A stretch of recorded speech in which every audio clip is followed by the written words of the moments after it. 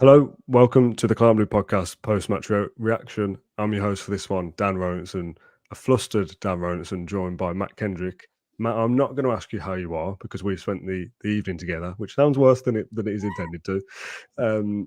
We watched the game together. We were going to do the podcast in person together for that little extra special touch in the hope that obviously we'd have won tonight and we'd had a nice celebration together. But we're going to do it in person at my mum and dad's house in Houseowen. I live in Kiddie, so when we had to delay just by about half an hour, I had to drive back. We're going to do it in person. We'd done tests in the week. Everything was fine. We just sat down to record and the microphone was like, bzzz, so obviously unusable. Had to scrap it, pack everything up, run home and do it on StreamYard like normal. So I know you're fine. I know you're well. Apologies for the delay for anyone who is watching this live. That's why we've had to push this back by almost 40 minutes. If you're watching this on catch up, none of that is relevant to you. So hello to you lot as well. Matt, as I know that you are fine, have you enjoyed your evening? I'm pretty sure, and correct me if I'm wrong, is that the first time we've watched a Villa game together? Yeah, let's never do it ever again, to be honest. If anybody ever wanted a kind of Goldbridge style watch along with me and you, all they get is me, you, your dad and my son just kind of tutting loudly, saying typical Villa, got so close and let us down, typical Villa. So yeah, let's watch games separately from now on, and then just meet at the end, hopefully discuss more exciting, more glorious evenings than tonight. Sorry, that sounds really rude. So thank you for your hospitality. It was very, very kind of you to invite me into your parents' house to watch it. There was nothing to do with the the hospitality. It was more to do with the I suppose the crap end to what was an exciting journey in the competition. As always, as people often say, it's the football that ruins an away day, isn't it? You've had fun, but the 90 minutes itself is the part that's let it down. Obviously, we're doing this live. There's a lot of comments coming through. There's 130 people watching live at this time of night. Given the result, that is nice to see so many. I'm not going to be reading any comments. I'm not going to be even looking at most of them. So that's an apology to those that are the good people out there, the good comments. But there's going to be a lot of stuff on there that I'm not going to like seeing and is going to fry my brain. So I'm going to close the comments tab for the first time in a long time. And I appreciate you all, but I can't be seeing people saying things like, I told you so. I told you we were going to get battered in the second leg. Because come on, I hate that kind of I told you so attitude towards these things.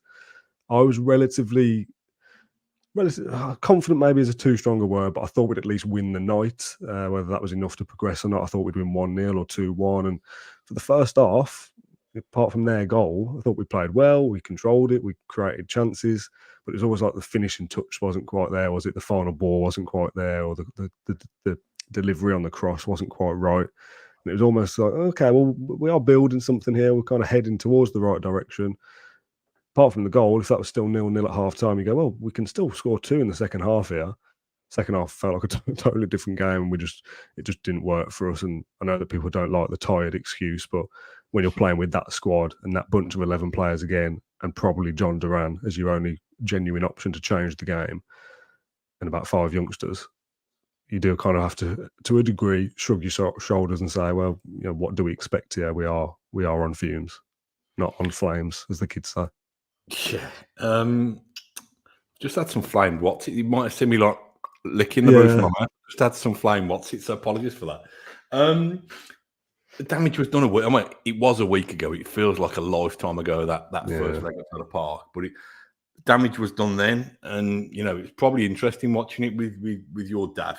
Kind of I know he's tucked away in bed now, hopefully, but another kind of cynical old man like me, because we used to Villa flirting with us and then just kind of pulling the rug at the last minute. So I think probably yourself and my son probably thought, well, yeah, we can do get that first goal and we're back in it. Whereas me and your dad probably a little bit more kind of skeptical about whether that could happen. I thought first half we actually put in a very controlled performance and even gave us some hope that with 3-goal deficit, if you'd scored that one before half time to brought it back to the 2-goal deficit we started the night with, you thought we could have got that momentum. But got to give credit to Olympiacos. I think a lot of us said that when we got past Lille that we'd probably beaten one of the strongest teams left in the competition. And almost we got a free run then to the trophy. And they've done a number on us, haven't they? Both at Villa Park and tonight. And they've got a 3. We go into the second half and they've got a 3-goal lead over us. There's no reason for them to do anything to be brave. They just need to sit in, be very regimented with what they did. And I think the little moments that we had, I thought they defended really well as well. So I think we've got to give credit to them. And probably me, these people listening, I'm sure, and probably you have got a greater appreciation of the European football scene than me. I didn't think we'd come up against a team that would be able to kind of outwit us in the way that they've done. Dad said that pretty much everything that they hit across both legs went in, so that helps if you're taking your chances. What was the fellow who scored most of the 5 of their 6 goals? What's he called? Oh, you put me on the spot. I should know this. I've heard his name. Yeah, I've heard his name so often, but I don't want to guess it and do him a disservice by not getting it right. We'll Google it very quickly if you carry on speaking, because he deserves credit. He scored lots of goals against us. Yeah, so in years gone by, lesser Villa teams would probably have made him their prime transfer target for the summer. El Kabi. I'll be having nightmares about him. I should be remembering his name. Yeah, but they were very good, and I think if we'd have met them, with whats and ifs, isn't it? And if my auntie had whatever, she'd be my uncle, etc., etc. But I think if we'd have met them at a time where we got more options and our squad was fresher, I think it would have been a different contest. But it's a massive cliche, isn't it? But I don't know, it's one game too far. It's probably 2-3 games too far, and we just, the consolation prize, which is not a bad consolation prize to have, that even if we limp over the line, we've got a really strong chance we're in pole position to finish with a Champions League place. Now, I'm a traditionalist, so I want to see us hold some silverware. I want to see Super John McGinn lifting a trophy above his head. But I don't know. I've read some quotes from Emery and McGinn that John's just tweeted out. John Townley, a Villa writer, and they're right in the fact that they said, yeah, we were favourites. We've handled the pressure a lot of the time throughout the competition, but we're still learning. We're still new to Europe as a squad and as a team, and we know the master himself has got loads and loads of experience in this, but we are learning. So I don't know. It's still very raw. It was raw half an hour ago when we were originally going to record. It's still raw half an hour on, but I think when the dust settles, I think we can probably savour what was a brilliant adventure rather than being too downbeat for too long. Yeah, I think as you say, calling the Champions League a consolation prize is a nice way to phrase it. I've been of the mindset for a long time that when we get asked every single week, would you rather win the Conference League or qualify for top 4? I think we'll all say top 4 now, won't we? Let's put that to bed now. But I've said for a long time that the long-term future of the club will be better off for getting the Champions League money and what that attracts and stuff, rather than, not to disrespect it too much, but one-off silverware. West Ham obviously won it last year, but where are they now? That kind of thing. But we all got sucked into the journey. We all wanted to go and win it. Of course we did. We all got sucked into being the favourites. I saw some comments earlier on before we started of people saying about, like, hopefully if Villa are the favourites in something again, we don't kind of go in too much for that. And we probably did earlier on in the season, after kind of the bop on the nose from Lille and obviously the first leg last week. I did start to say, look, this favourites thing is a bit of a skewed metric, isn't it? Because things go wrong, injuries or a bad refereeing display, or things just go against you on the night that derail a tournament for you. A tournament? Sounds weird to say a tournament, because I just think of like the World Cup as a tournament, but yeah, obviously it is. But as you say, the damage was done last week, effectively. If you're going to concede 4 goals at home, it's a difficult task in the second leg. But I did still have the faith that we would go and get the job done. I hashtag believed, Matt, that we'd go and do something, and ultimately that wasn't the case. And yeah, it's sad, it's disappointing, it's what might have been. But we have to move on. We have to accept what it was for a really difficult journey as well. Let's not forget that we've played some good sides throughout this tournament to get to this stage, and it was just, like you say, just a step too far, really. And if this was a fully fit Villa squad, which you're not always going to get a fully fit squad come the start of May, but if we even had Jacob Ramsey to call on, or Morgan Rogers or Youri Tielemans, a couple of options. I'm not asking for a full bench of 7 or 8. I think we probably do have enough to turn the tide of this game, but sadly that's not the case. And you're bringing on Timo Rabunen with half an hour to go, and I think John said in the preview that he would start him, and I was like, that's a bit of a big ask. I'm not sure he's ready for that. But he kind of said, well, the balance of the team allows McGinn to play further forward. And I think in hindsight, that probably does work better. Starting games with Matty Cash at right mid. And that's not massive disrespect on Matty Cash, but that's the options that we're down to here. Your forward options are John Duran, who guarantees you a bit of chaos and probably a yellow card. Besides that, if you need to turn the game around, there's very little for Villa to call on. So, I know people don't like the fatigue and tired legs and stuff. They're professional footballers, get on with it. But these players have played a lot of football to a high standard consistently throughout the season to be fourth in the Premier League and get to a semi-final. Obviously, the odd bad day here and there. But this is it now. This is the team we've got. I think we'll be very lucky to get any of our injured players back for Liverpool and Palace. How many times have we had a Villa injury be 2 or 3 weeks and it be 4 or 5? So if Tielemans is only out for a week, it might be 10 days, and that's the season. So with this squad of players we've got now is probably going to be it for Liverpool and possibly Palace, and talk about Champions League in a second, but they've done very well to get as far as they have, and tonight was just one step too far. Yeah, I think even the squad with, that lad, was it Finley Monroe, who's made his debut tonight.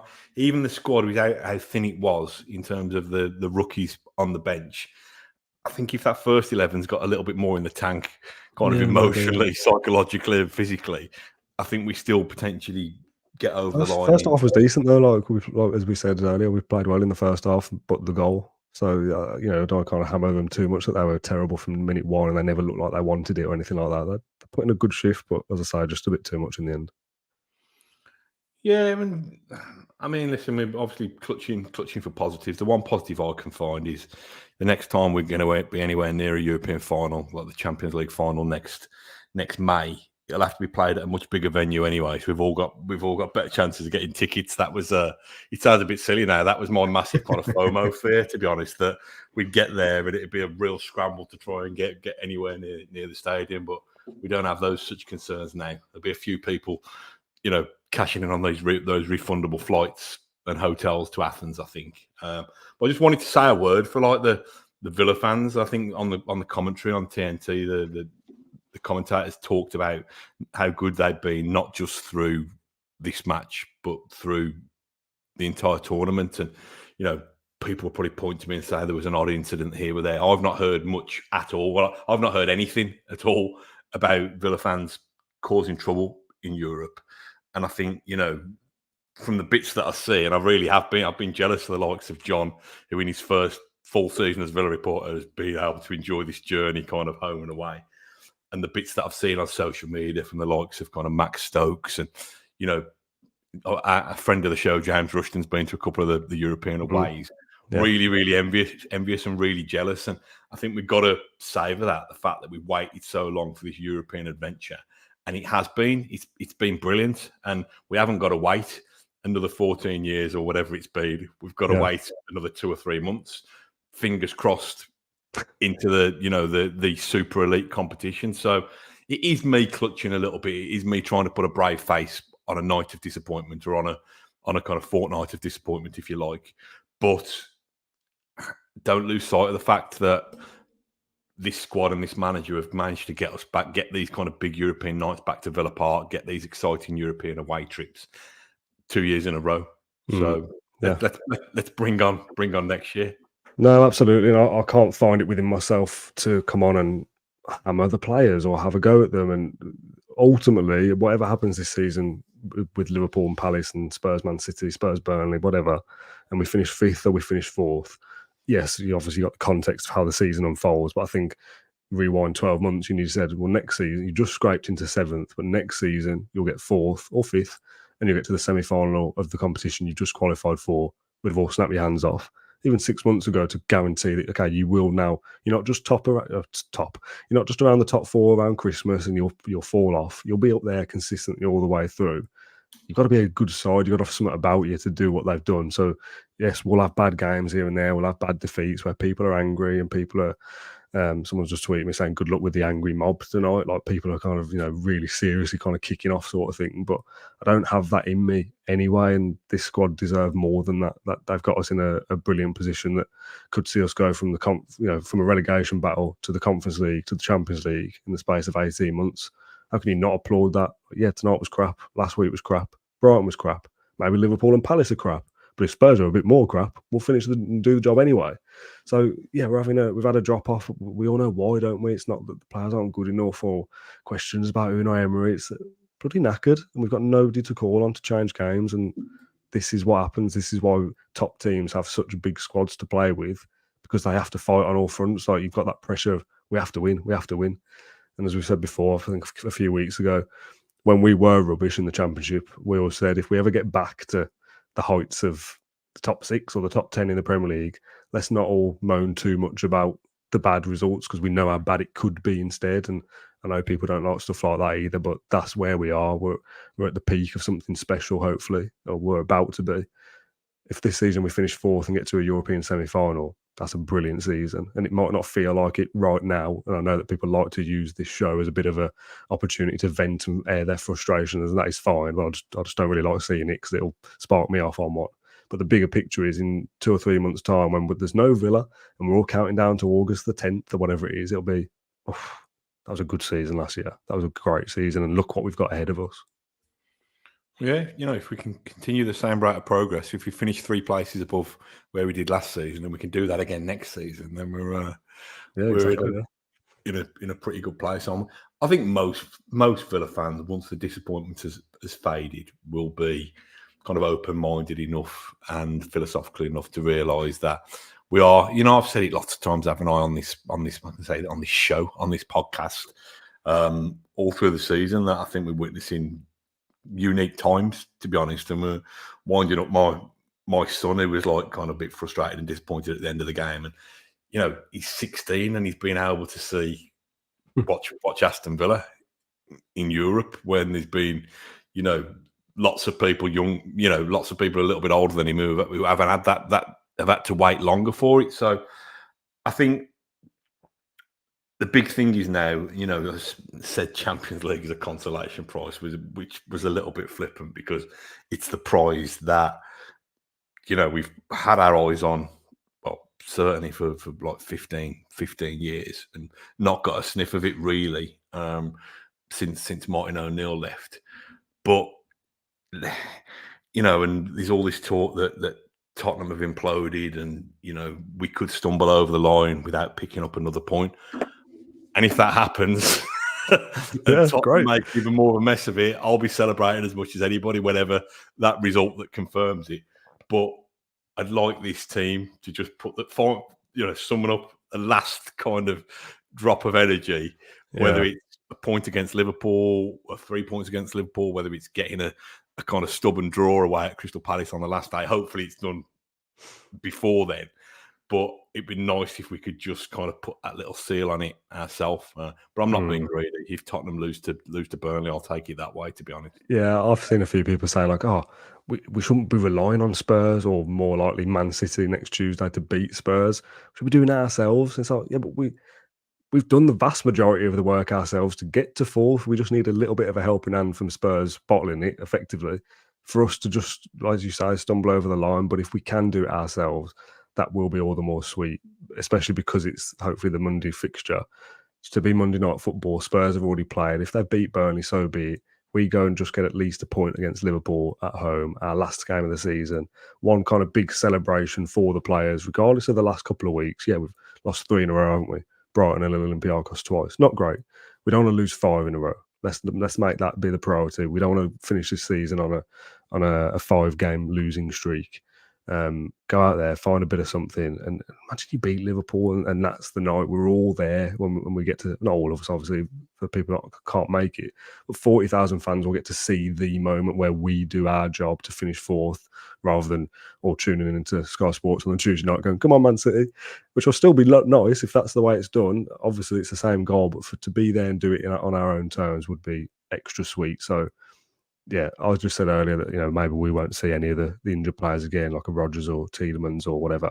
That's me guessing. Maybe Tielemans is fit for Monday, and that's just that little edge that we need to get a result. And if that is the case, that's a massive bonus. And I think you're right. With a bit of time and a bit of healing, people will swiftly get over tonight. To be brutal about it. Yeah, somebody tweeted on Sunday between the end of the Brighton game and the end of the Spurs game, saying, "Oh, Villa, we've blown it. You know, why should we be relying on Spurs? You know, we don't deserve this." And I kind of, in a little bit, but I retweeted it saying, you know, Siri, show me what the sense of entitlement looks like after our greatest season in a generation. And I don't know who this fellow was, and if he's listening, I don't want to get any beef with you. But he put something like, I've deleted my tweet, delete your tweet. And I'm thinking, no, there's nothing wrong with my tweet. Your tweet was like got a knee jerk. And then I think he said, "Oh, I don't know why somebody from a substandard podcast is digging me out." So I thought, well, I'm definitely not deleting the tweet now, mate. It's got a point. No, yes, I mean, yeah, but still leave a 5-star review on iTunes if you can, because that's helpful. But yeah, it would be nice. I'm not bothered, Dan. I'd rather turn up at Villa Park knowing it's already in the bag, and then just and then go and beat Liverpool anyway to put the seal on it. Oh yeah, Burnley win on the weekend. That'd be brilliant. Yeah, almost even better because you just you go into Monday going, it's party from minute one, regardless of the result. Yeah. I just wanted to kind of talk about the. Well, do we need to talk about? I'm just thinking about that kind of offside decision that was. Again, when that one goes against you, when it's not that we'd have come back from it then anyway, but I think, you know, it's the width of a Nats knacker or whatever the phrase is that rules the guy on side. You just think, I think even until then, even me with years of cynicism and skepticism behind me, until that second goal went in tonight, I was like, you know, if we get a goal and the momentum shifts, we might just, but that was the final nail, wasn't it, to be honest? Yeah. My thing was always that one goal can become two very quickly. That, you know, you kind of see somebody scoring like the 55th minute and then the 57th, and you go, oh, everything's turned. And I was hoping that was the case, that we'd get one, quickly make it two, and then you'd have half an hour left to get the third to take it to extra time. But ultimately, we don't lay a glove on them, do we? We don't score. We don't really make any massive chances really that I can think of off the top of my head that were like, oh, they were, if only that one was, you know, 6 inches further to the left, you know, anything like that. It's just a little bit meek, a little bit, you know, going down with a whimper kind of thing. But as I said, you've got to be proud of where this group of players, which is, it's not like a group of players. Obviously, lots of them have played their role throughout the season. But when I say this group of players, I don't mean like a squad of 20 who are kind of battling together. I'm talking about 12 blokes. Like, it has been a limited group of individuals over the last, I don't know, feels like a long time. It probably isn't, but the last 8 weeks or whatever, it's been those that have kind of just dragged us over just enough. You know, that beating Bournemouth after Leo, like, oh, that's a massive result, isn't it, to get those two back to back. And they just need one more. One more. I feel like Dino. One more. Yeah, it's not beyond us, is it? It's really not. And, you know, just trying to think of like semi-final defeats before, or final defeats, when you never normally have the safety net or the thing of thinking, well, okay, that would have been really, really nice to go on, get to a final and to win that competition. But guess what? We're in the Champions League. Yeah. It's the nicest of safety nets, isn't it? Yeah, if only fifth place had guaranteed it, we'd all be a lot more relaxed a few weeks ago. Yeah, but we've spoken before. I mean, sports, you know, competitive sports, not about being relaxed necessarily, is it? No. You know, you need a bit of edge. You need a bit of jeopardy, I think. So, yeah, go on, Burnley, go and do the job, and then we'll celebrate it on Monday night with whatever we can do against Liverpool. Okay, I think that's a good place to wrap it up. We've done 25 minutes. There's 114 comments I can see since I last closed the tab. Can't normally see the number, but I've not opened them. I swear I've not. I'm sure there's plenty of positivity in there, but I don't want to be dragged into getting involved with having a bit of a spat with somebody because they've said something that I don't like at 11:30 on a Thursday. Really nice messages from kind of Greek Olympiacos fans in there. Oh, really? Well, with a little bit of edge, saying, I think you underestimated us. but good luck in the Champions League. So bit of both. In peace. And good luck to them. I've got no allegiances either way, whether it's Olympiacos or Fiorentina. But I think that they've shown that they deserve to be in that final. I think again, the comment from McGinn said the best team won. The scoreline tells you that. Yeah. So good luck to them too. And I think you're right. I'm not saying Aston Villa as a football club or as a team or as a coach underestimated Olympiacos, because I don't think that is the case. I don't think complacency does creep in under Unai Emery. Me personally, as being a bit of a kind of ignorant about European football as a whole, I did think it would be an easier route than it's proved to be. But Olympiacos, make no mistake, absolutely deserve to be there, and good luck in the final yourselves. When I spoke to Stephen, the Olympiacos guy for the preview, he was saying that we've got this game, this opportunity to be the first Greek finalist in a European competition for 70 years or whatever it was, and we've also got 3 massive games in the league that we can still win the league. And I was like, bloody hell, like, we're having a brilliant season. Like, we've got a really good coach, some good players, and they've absolutely done a job on Villa over 2 legs. And you look at that scoreline, 6-2 on aggregate. Absolutely, they deserve to get through into the final. And as you say, hopefully they go on and win it. And fair play to them. Maybe we'll meet them again one day in the Champions League, because I think that's probably where both of these clubs are headed in the near future. No sour grapes for me at all regarding referee decisions, really. There's a couple of that Watkins one, that should have been given, but ultimately means absolutely nothing in the context of the game. No sour grapes regards to any of the fans or any of the stuff online. The way the game's gone, they absolutely deserved it, and we just weren't good enough. But if we can still finish 4th, an unbelievable season, and one that we will be celebrating in the coming weeks. Done? Yeah, I'm just trying to think. I mean, I don't want to be too negative about it, but who is it now? Is it Manchester United, Newcastle United, and Olympiacos? Are those the 3 teams that have effectively done a double over us this season? Off the top of my head, yeah. Olympiacos done a double over us. That's such a funny phrase for a 2-legged affair, but yeah, technically right, I suppose.